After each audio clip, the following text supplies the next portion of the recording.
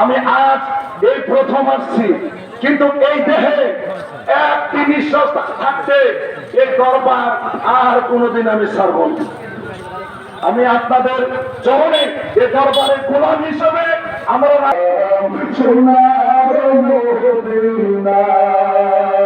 জীবন আমার দেখিতে পেতাম সোনার মদিনা, যদি একবার দেখিতে পেতাম সোনার মদিনা।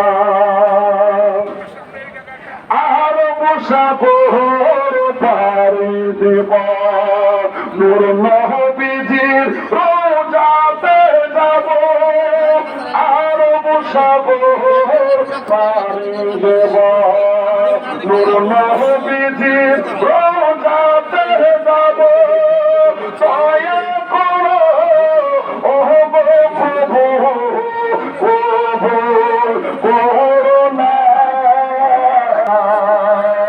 আমার জীবন করব তাহাকে আমার জীবন করব তাহাকে নবীর গুণগান। আমার ভাইরা বন্ধুরা, এত বিশাল বড় স্টেজে আলোচনা করার সুযোগ তো হয় না। এই 2-1 মিনিট এটা আমাদের সৌভাগ্য যে স্টেজের মধ্যে মাইক করে কথা ঠিক কিনা। কিন্তু আলোচনা করলে অনেক সময়ের প্রয়োজন, অনেক সময়ের প্রয়োজন। যে কোনো একটা বিষয় আলোচনা করে 2-1 ঘন্টা সময়ের প্রয়োজন। এখানে শুভেচ্ছা বক্তৃতা 1 মিনিট 2 মিনিট, এটাই আমি মনে অনেক কিছু কথা বলেন ঠিক কিনা। এক এক ফুলের এক এক গান, এক এক ফুলের কি এক এক গান। এখানে হাজার হাজার ফুল বসে রয়েছে, তার আলোচনা করবেন। আমার জন্য দোয়া করেন। আমি মাইটি পৃথিবীতে আলোচনা, আমরা কিন্তু সমাজ করি, কোনো পন্থা করি না। পন্থা করে হারাম, পন্থা করে কি হারাম। ওই হারাম পন্থা নিয়ে ওয়াজ করলে ওই ওয়াজের কোনো হেদায়েত হবে না। আমরা ওয়াজ করে শুধু গাড়ি বানানি বাস। আয়াতের মানে কি, মানে কে? আল্লাহ যেন কবুল করে করে বলেন আমিন। আমার আরেকটা ইংরেজি গজল, আমি আমার ভাইয়ের জবাব থেকে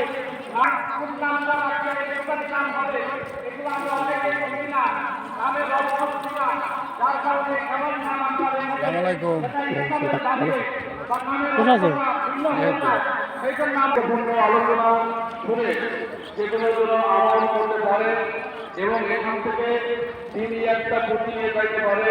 আল্লাহ রাব্বুল আলামিন আমাদের সবাইকে তৌফিক ইনায়েত করুন, আমিন। বিভিন্ন সাইটের বয়ানের মাধ্যমে এ পর্যন্ত বিভিন্ন আলোচনা আমরা শুনে আসছিলাম। আমি তোমরা আমরা আল্লাহকে ভালোবাসা করবো। এগুলো বলার উদ্দেশ্য এটাই, যার মতরে আল্লাহর ভয় আছে সে কখনো গুনাহ করতে পারে না, গুনাহ করতে পারে না। কিন্তু সবাই গুনাহ করতে বুঝতে হবে যে আমাদের অন্তরে আল্লাহর ভয় নাই। তাই আমরা এ ব্যাপারে আরো আলোচনা করেছেন। আমি আর মাত্র সেটা কথা বলে রেখে বলেছি আল্লাহ এই হাদিসটা হযরত আলী আমাদেরকে বর্ণিত। তাদের কিন্তু আল্লাহ হাদিস কথা বলেছেন। আল্লাহ বলেন যে আমি রাসূলুল্লাহ সাল্লাল্লাহু আলাইহি ওয়াসাল্লামের মুখ থেকে শুনছি, আল্লাহ সাল্লাল্লাহু আলাইহি ওয়াসাল্লাম বলেন ইয়াকুলু মান লা ইয়াল্লাহ, এই ব্যক্তি একজন হক্কানি আল্লাহ ওয়ালা সোহরাত গ্রহণ করাকে সুরক্ষার্থ এবং তার ভূমিকা করল লাকি আল্লাহ ইয়ামা লা হুদালাহু, সে কিয়ামতের ময়দানে এমন অবস্থায় আল্লাহর সামনে উপস্থিত হবে যার সবার জন্য কোনো খবর থাকবে না। একজন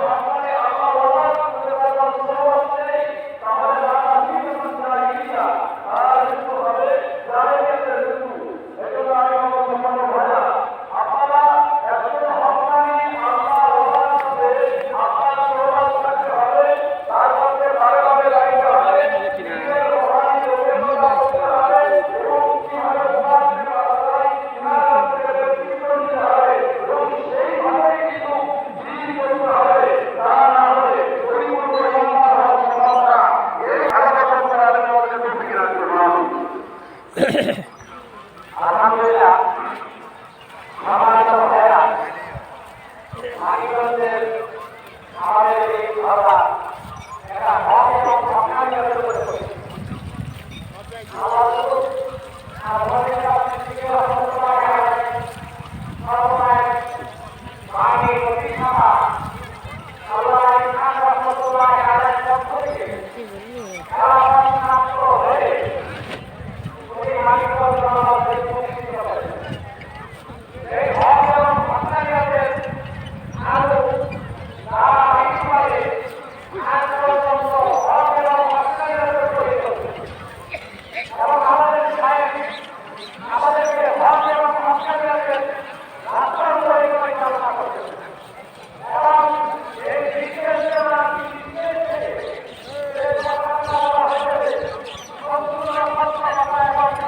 চেনাটার বল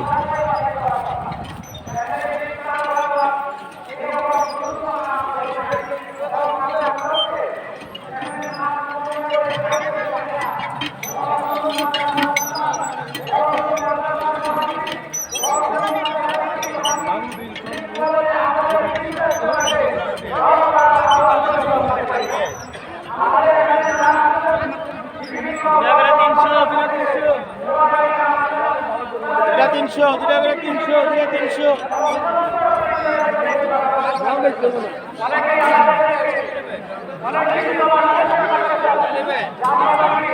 এলিগে শাড়ি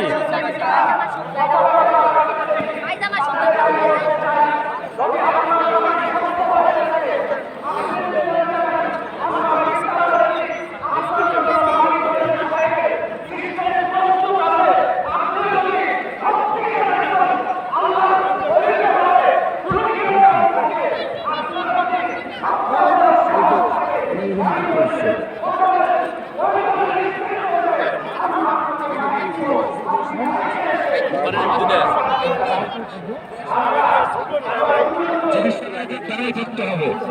যতক্ষণ বাত আছে ততক্ষণ আপনি পারবেন, বাত কমে যাবে আজকে নামাই দেবে।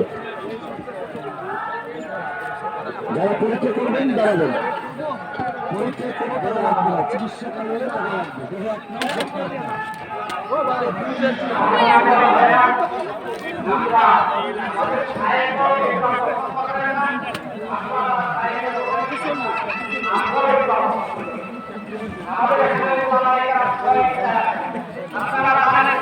সারা বাংলাদেশে যত জায়গায় ওয়াজ মাহফিল হয়, সমস্ত জায়গায় ওয়াজ মাহফিলে বক্তাদেরকে দাওয়াত করে তাদেরকে আসবে, এটাই সত্য কথা। কিন্তু মানিকগঞ্জের সাহেব কাউকে পার্সোনালি এইভাবে বক্তা হিসেবে দাওয়াত করেন না। যারা আসেন তাদেরকে সম্মান করতে হবে এবং তাদেরকে বয়ান করতে হবে। এগুলো আমাদের সত্য যাচাই করা সম্মানের সমাবেশ তৈরি করতে হবে এবং সেটাই হবে একজন সত্যপত্র নিজের কাজ। আর মিথ্যা বলে অপপ্রচার চালানো এটা গুজব ছাড়ার কিছু না এবং সে নিশ্চিত মিথ্যাবাদী হবে সমাজের বুকে ইনশাআল্লাহ। সম্মানিত ভাইরা, আমাদের বিশেষ সেবায় এই বছর আলেমদের দল নেমেছে, সারা বাংলাদেশ থেকে আলেম ওলামারা আসতেছে, আলেম ওলামা আসবে, বয়ান করবে, বক্তৃতা করবে। আমাদের এখানে স্টেজে পটিয়া মাদ্রাসা থেকে ফারেক মাওলানা আমিনুল হক সাহেব তিনিও আগমন করেছেন। আরো পটিয়া মাদ্রাসার ফারিন এবং কক্সবাজার এরকম এই বিভিন্ন থানার ওলামায়ে কেরাম আগমন করেছেন। এরপর আপনাদের সামনে আমি ওলামায়ে কেরামদেরকে অনুরোধ করব, যেহেতু আমাদের সবার পথ, আপনারা সকলেই অনেক বড় বড় ওয়াইজ বড় বড় স্টেজে বয়ান করেন, এটাও আমরা জানি। আমাদের এখানে সময় সংক্ষেপ, যেহেতু হাজার হাজার ওলামায়ে কেরাম এখানে আসছেন, প্রত্যেকে 1 মিনিট করে যদি সময় দেয় তাহলে আমাদের এই মাহফিল শেষ হবে, কিন্তু ওলামায়ে কেরামের সিরিয়াল শেষ হবে না। সেই জন্য আপনাদের কাছে আমার উদাত্ত আহ্বান এবং অনুরোধ থাকবে, আপনারা শুধু আসছেন আমাদের দরবারে, আপনাদের দৃষ্টিতে কোনো অশ্লীলতা বা কোনো বেদাত, কোনো শিরক, এই জাতীয় কোনো কিছু আপনাদের দৃষ্টিতে যদি পড়ে তাহলে আপনারা নির্দ্বিধায় বলে যাবেন। আর যদি আমাদের কার্যকলাপ, আমাদের সাহেবের কার্যকলাপ, আমাদের পীর ভাইদের কার্যকলাপ, আমাদের এই অনুষ্ঠান যদি সুন্দর হয়ে থাকে, মেহরবানি করে সত্যতা তুলে ধরার চেষ্টা করবেন। এর পর্যায়ে আমাদের সামনে সংক্ষিপ্তভাবে অভিব্যক্তি পেশ করবেন কালীগঞ্জ থেকে আগত কালীগঞ্জ এক মসজিদের খতিব হযরত মাওলানা তাজুল ইসলাম সাহেব।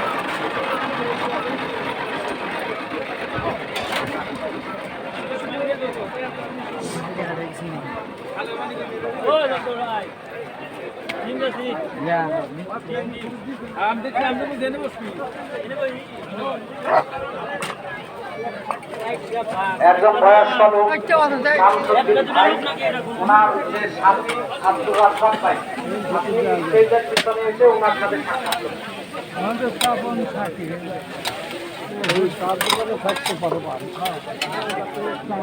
السلام عليكم ورحمة الله وبركاته. الحمد لله وحده والصلاة والسلام على من لا نبي بعده. أعوذ بالله من الشيطان الرجيم. بسم الله الرحمن الرحيم. يا أيها الذين آمنوا اتقوا الله وكونوا مع الصادقين. يا أيها الذين آمنوا اتقوا الله حق تقاته ولا تموتن إلا وأنتم مسلمون. وقال تعالى يا أيتها النفس المطمئنة ارجعي إلى ربك راضية مرضية وادخلي في عبادي وادخلي جنتي. সম্মানিত আমার ইসলাম প্রিয় হাজিরিন ভাই এবং বন্ধুগণ, যারা আমরা উপস্থিত হয়েছি মানিকগঞ্জ শরীফের বিশেষ ইজতেমার মধ্যে যারা আমরা উপস্থিত হয়ে গেছি, আমার অন্তরের অন্তঃস্থল থেকে আমি সকলকে মোবারকবাদ জানাই। সম্মানিত ইসলাম প্রিয় ভাই এবং বন্ধুগণ, মহান আল্লাহ রাব্বুল ইজ্জতুল জালাল এই পৃথিবীর সকল মানুষকে সৃষ্টি করেছেন এবং সকল মানুষকে আল্লাহ দুইটা পথ দেখাই দিয়েছেন। একটা হলো ইমানিয়াতের পথ, আর একটা হলো কুফরিয়াতের পথ। ঠিক না ঠিক বলেন? যদি ইমানিয়াতের পথ অনুযায়ী যদি আপনি আমি যদি চলতে পারি, তাহলে আল্লাহ রাব্বুল আলামিনকে রব এবং ইলাহা মানতে হবে।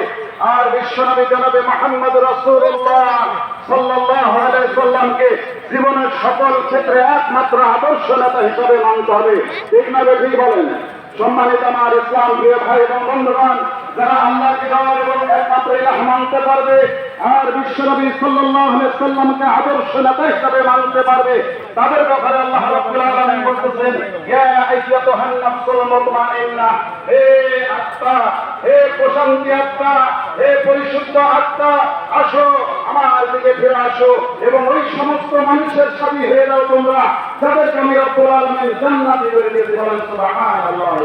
সম্মানিত আমার ইসলাম প্রিয় ভাই এবং বন্ধুগণ, অন্য আয়াতে আল্লাহ রাব্বুল আলামিন বলতেছেন, ইয়া আইয়ুহাল্লাযীনা আমানু আতিউল্লাহ ওয়া আতিউর রাসূল ওয়া উলিল আমরি মিনকুম। হে বিশ্বাসীগণ, তোমরা আল্লাহর কথা মানো, আল্লাহর এটাই করো, রাসূলের এটাই করো। আর তোমাদের মধ্য থেকে যে বা যাহারা আল্লাহ এবং রাসূলের কথার উপরে অটল থাকে, তাদের অনুসরণ করে তোমার জীবনকে পরিশুদ্ধ করে, আল্লাহ পাক বলতেছেন, পরিশুদ্ধ করে তোমাদের জীবনকে পরিশুদ্ধ করে নাও এবং ওই জান্নাতের জন্য তোমরা প্রস্তুতি নিয়ে নাও, যেই জান্নাতের প্রশস্ত হবে আসমান এবং জমিন। সম্মানিত আমার ইসলাম প্রিয় ভাই এবং বন্ধুগণ, আল্লাহ পাক আপনাকে আমাকে সকলকে যেখানে আসলাম, আমরা যে দরবার শরীফে আসলাম, যে বিশ্ব ইজতেমায় আসলাম, এখান থেকে আমাদেরকে দেখতে হবে যে বা যাহারা কে কিবা করলো না করলো সেটা আমার দেখার দরকার নাই, তবে আমাকে দেখতে হবে সেই সমস্ত কর্মগুলা করি, এই সমস্ত কর্মগুলা আমার আল্লাহর হুকুম আছে কিনা, আমার রসুলের তরিকা আছে কিনা। যদি আল্লাহর হুকুম থাকে, রসুলের তরিকা থাকে, আমরা নির্দ্বিধায় সেগুলাকে পালন করব। আল্লাহ পাক কবুল করুন, বলেন আমিন। ওয়া আখির দাওয়ানা আনিল হামদুলিল্লাহি রাব্বিল আলামিন। আসসালামু আলাইকুম ওয়া রাহমাতুল্লাহ। আলহামদুলিল্লাহ।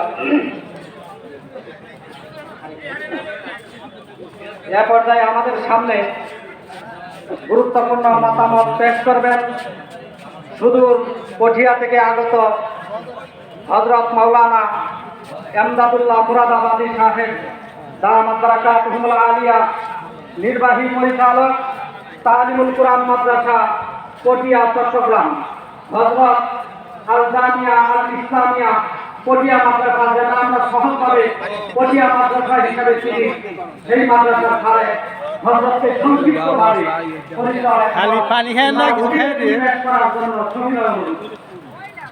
তৌফিক দান করেন আল্লাহ। আল্লাহ পাক রব্বুল আলামিন তৌফিক দান করেন বিদায় আমরা এখানে অংশগ্রহণ করতে পেরেছি।